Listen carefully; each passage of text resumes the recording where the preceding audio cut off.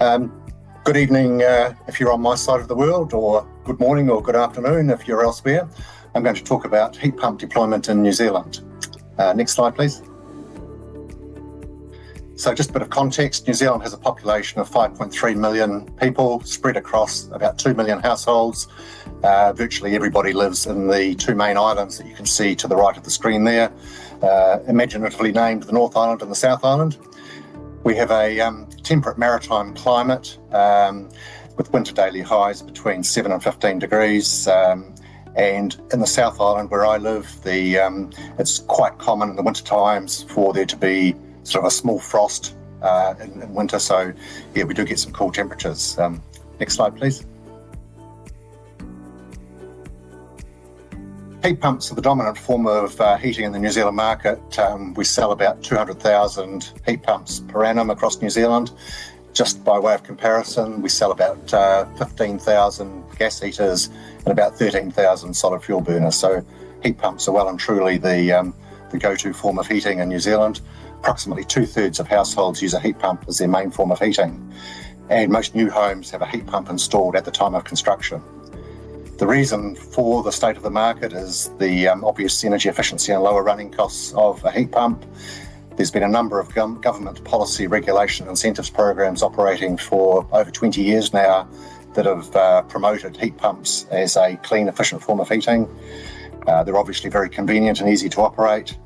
The New Zealand market is predominantly a heating market, but in the northern parts of the country, cooling capacity is something that is considered to be a value in the warmer months. Given that heat pumps have been popular for over 20 years now, we've also got the situation where we're into the replacement market for older heat pumps that might have been installed and are now failing or at the end of their economic life. In New Zealand, we tend to just heat the main living rooms of our house rather than having whole of home systems. So the majority of heat pump sales, 92% of them, are just for single split systems designed to heat one room. There's a huge range of options on the market, over 500 models across 21 different brands. And I did some work recently analysing sales data, and the average capacity of a single split system is 5.7 kilowatts or 12.5 for a ducted system. Next slide, please. There's a range of financial support available for heat pumps. Predominantly, the main source is the government's Warmer Kiwi Homes program.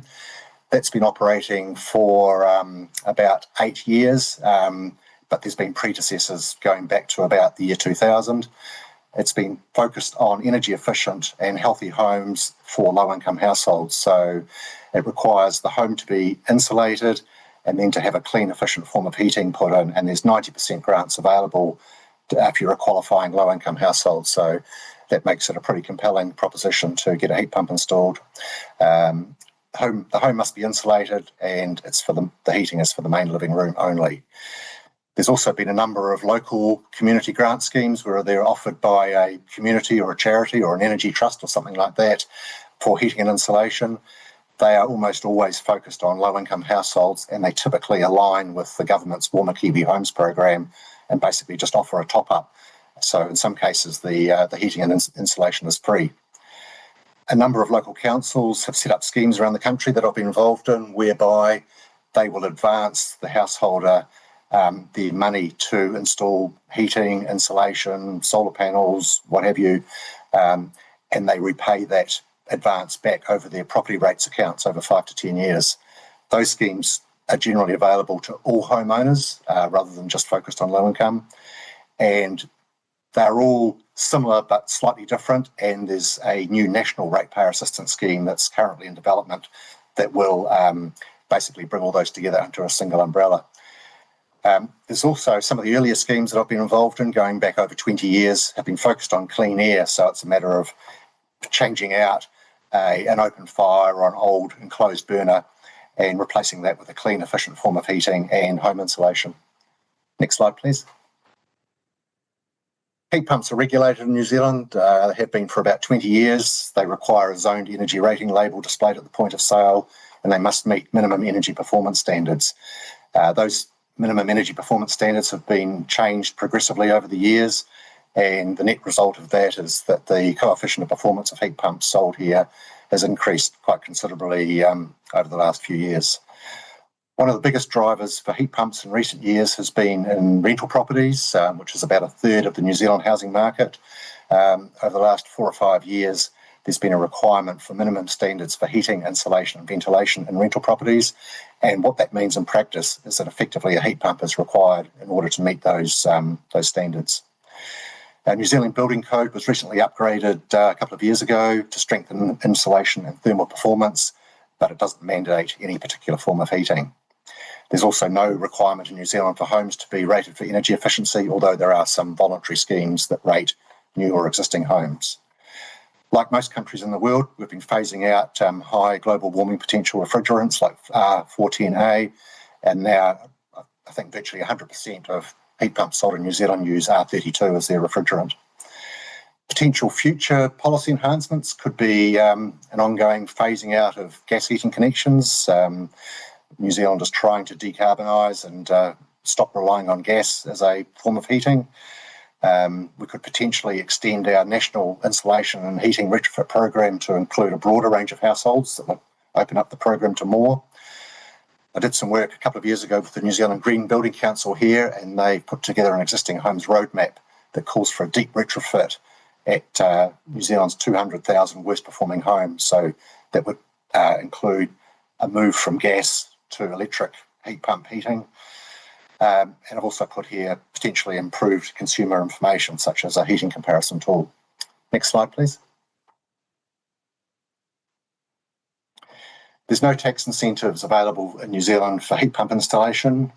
However, our 4 largest trading banks in New Zealand offer green home or warm home products, and they offer mortgage top-ups at 0 or 1% interest rates for a few years to help install heating, insulation, solar panels, and so forth. Some of the larger heat pump retailers offer periods of interest-free advances, typically of 1 to 2 years, to help customers afford heat pumps. And some of our electricity companies also offer households assessments and assistance with insulation and heating. Next slide, please.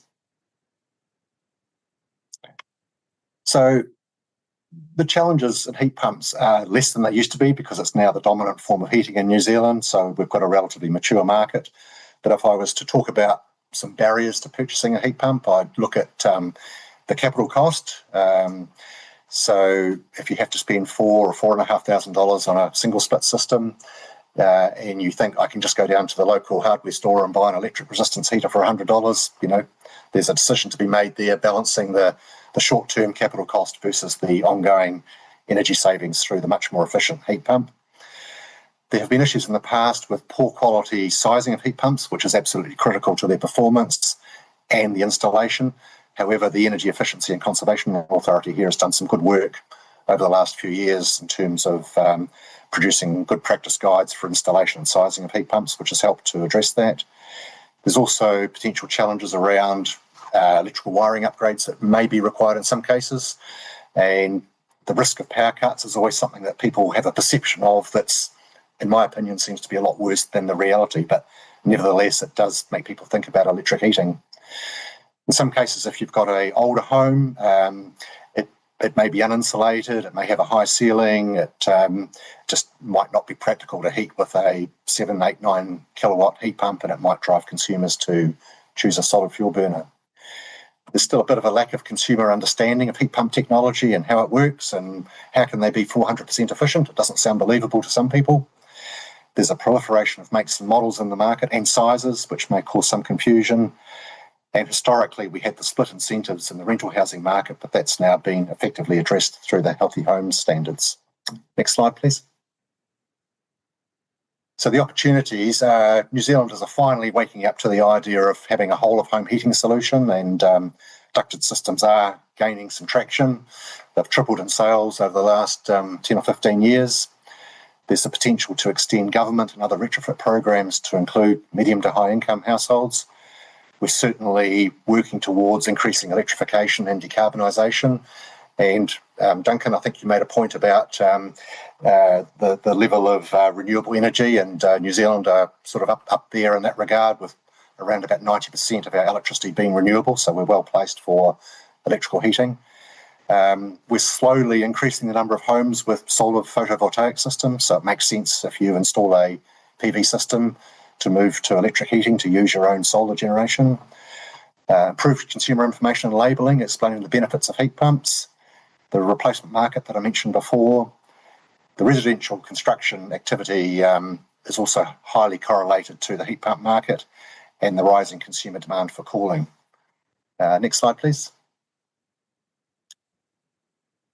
And just some closing comments. As I mentioned, the market for at least single split systems for heat pumps in New Zealand is relatively mature. They're the go-to form of heating. There's still some work to be done on whole of home ducted systems.